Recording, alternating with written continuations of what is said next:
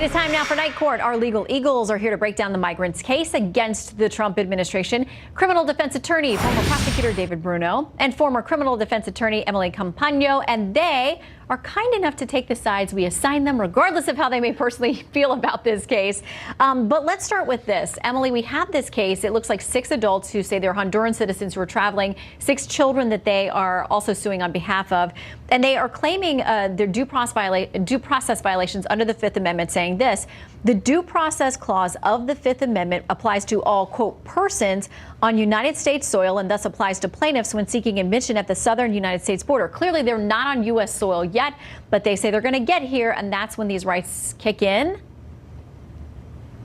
You're right. That's part of the multiple issues with this lawsuit that render it just absolutely ridiculous, frankly. One of them is standing. Now, the lawsuit, or the case that the lawsuit points to out of the Supreme Court, specifically references deportation proceedings, that the Fifth Amendment will be construed to afford all aliens participating in deportation proceedings due process. And that's partly the fallacy here, is the fact that, as you pointed out, they're not yet on our border. They do not have that standing under the proceedings, and legally it is not the same thing as an asylum applicant, secondly. And then the second large issue is it's the ripeness of the case, the timeliness. The president's comments, the lawsuit points to it. It hasn't resulted yet in an executive order, although with the military decision, that falls squarely under the exception of the Posse Comitatus Act, which is that active duty military can provide support roles at the border as long as it's not law enforcement. Yeah. The third issue here is overreach, frankly. The courts accord great deference to the president in his exercising of power, as does Congress,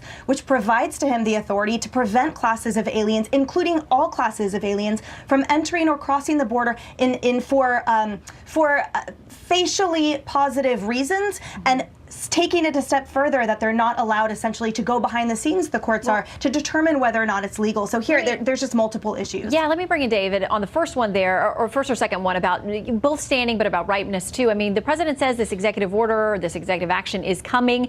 Should they wait then until that they actually have something to challenge, David? I mean, you know, are they getting the cart ahead of the horse at this point? I do believe it's premature to file this action.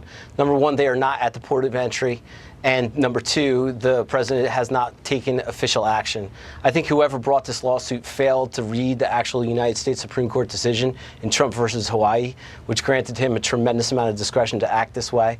But it does bring up some issues. There is a procedure there for any asylum seekers that everyone should be taken in for a credible fear interview.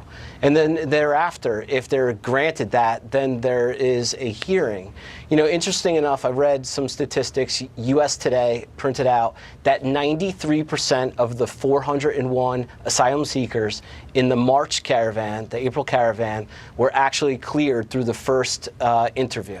That was very surprising to me. I couldn't believe it, because I thought that there were many people taking advantage of the situation. Mm-hmm. But here, I mean, it does raise some issues. There is a process under our federal code, and if there's no executive action and they're denied those rights, they will have claims for due process violations. Well, and one of the things that they're really objecting to in this lawsuit is this idea that people caught at the border are not going to be allowed to proceed into the country. They're going to be held in temporary dwellings. Here's what the president said about the plan. We're going to build tent cities. We're going to put tents up all over the place. We're not going to build structures and spend all of this, you know, hundreds of millions of dollars. We're going to have tents. They're going to be very nice, and they're going to wait. And if they don't get asylum, they get out. In the complaint, not so sure they think that the tents are going to be nice. They say there's no evidence that Trump's policy, position, initiative of placing people in tents in tent cities is in compliance with the requirements that alien children, such as those at issue in this case, are being placed in facilities run by licensed programs that provide adequate temperature control and ventilation, access to drinking water, and supervision as required by the Flores Agreement. I want you both quickly to weigh in on that issue. Emily, to you first. Absolutely. I think the biggest issue here, again, is the ripeness. Now, what the president says is in an interview, it does not translate to an executive order, an actual decision. So while the points made there are absolutely true, a tent city would have to comply with the Flores agreement. The fact of the matter is that he hasn't issued or created that yet, and thus it's simply not timely. I do think it's also important to note that in the lawsuit, a lot of the grievances that it talks about is both rhetoric and also things that it is incumbent upon Congress to change. So to me, it would behoove these attorneys to spend their time more lobbying our representatives in Congress rather than clogging the courts with this lawsuit. Dave, does it stand up against that first hurdle there at the district court where it's been filed? Well, with the language that you've extracted there, the key term is children. So yes, you cannot put the children in the tents pursuant to the Flores agreement. There are mandatory requirements in that agreement, and a tent will not be sufficient. All right. Well, for children. That's very specific in that Flores agreement and decree. And the DOJ says that's not part of what they're going to be doing. They are not setting up tent cities. So we'll see what the reality is as this plays out. David and Emily, thank you very much.